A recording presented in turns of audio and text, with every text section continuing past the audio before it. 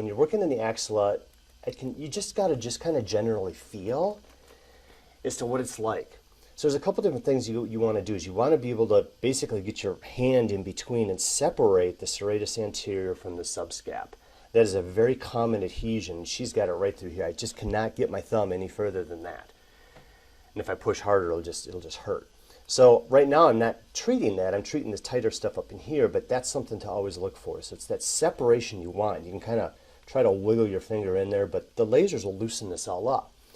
When you're coming up here, you know, the subscap and a whole bunch of different muscles come up and insert into here. Latissimus dorsi and subscap are the two biggies. And so she's just hard right here, and you can see me rolling over that big ropey muscle there. That shouldn't happen. That should all be soft and squishy and just flexible.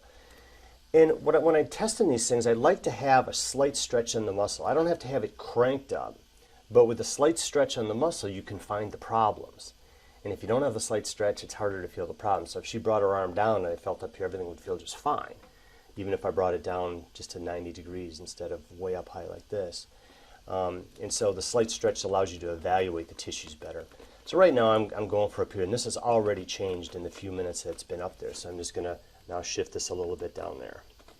And that's all you do is you just move these around based on the different areas you feel. And when one area loosens up, you go to another area.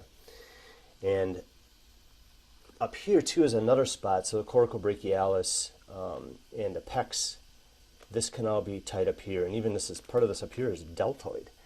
So that too is an area that's real hard on her. And you really just can't cover everything at once with the lasers. If I tried, I'd have to pull them up a little higher to get the lines to be wider.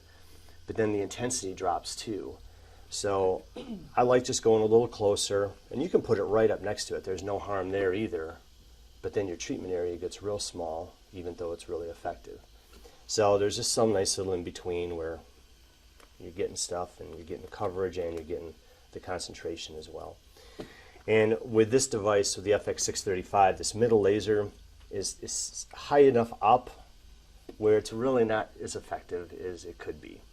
But it's the way it's built, and if this thing could lower down another 6 inches, it would be even better. But these two are doing the primary treatment right here. It's not saying the middle laser is ineffective. It's just higher up, and it's covering a larger surface area, but not very well. The other thing to look at here too, this is a good position to actually evaluate the tricep.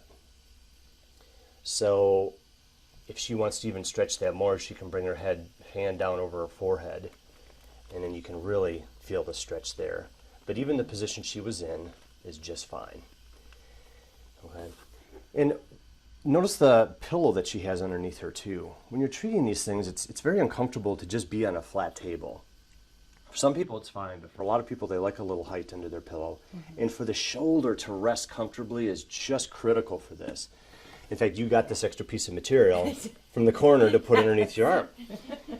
And so it's got to be comfortable because they're going to be here for half an hour or an hour or even longer. It's depending on how long you want to do this. But this position for the shoulder is extremely uncomfortable, even after 15 or 20 minutes. Some people, 15 or 20 minutes, they get up and they're like, oh, they're trying to move their shoulder back down. And it's very icky feeling. So it's not polite to leave people here too long without giving them a break. They may not actually be too uncomfortable here, but when they bring it down, they will be. So it's nice to give people a break and then let them feel what it's like anyway so that they realize it's working. Because honestly, with the lasers, the biggest hurdle you got to get over with is the person's got to believe that they're going to work. And in the beginning, that is really all you're fighting for. You got to show them some type of change so that they realize that these lasers actually work. It's what I wanted to know before I bought them. It's what everybody wants to know before they spend any money on them. So you got to show them that they're working. But this position is important. So she's resting this. She has a little bit of buffer up here. Some people, they wouldn't even be able to get their arm down that low. It's like this. I've had some people, they're struggling just to even get it vertical. And they can even hold on to the laser system here to help support it. But you can still get the laser energy in there.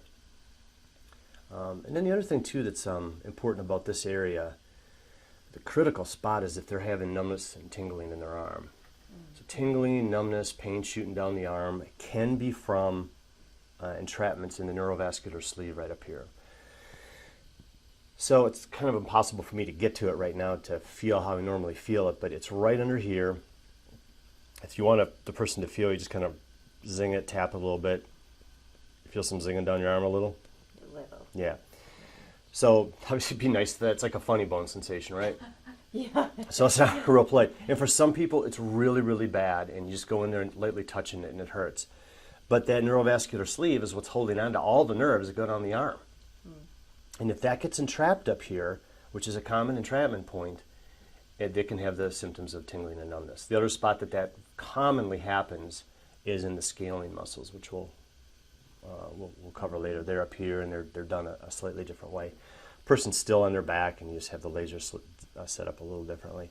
So there's a lot to do in the axilla, but you just have to start getting used to feeling down here what's normal. And whenever you think, if this for people that are learning the lasers that don't really know the muscle anatomy down here very well, if ever you question something, whether it's hard or not, or whether it's bone or not, you just laser it.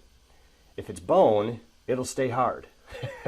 If it's muscle, it'll soften up, and you've learned something. And that's just how you kind of go about learning this stuff. Okay, so come on up, Jen. Okay. It's just been 18 minutes here. She's never had it done before. Yeah, in the axilla at least. Now, was that a little uncomfortable coming down? It isn't, because I just used my other arm to bring it down.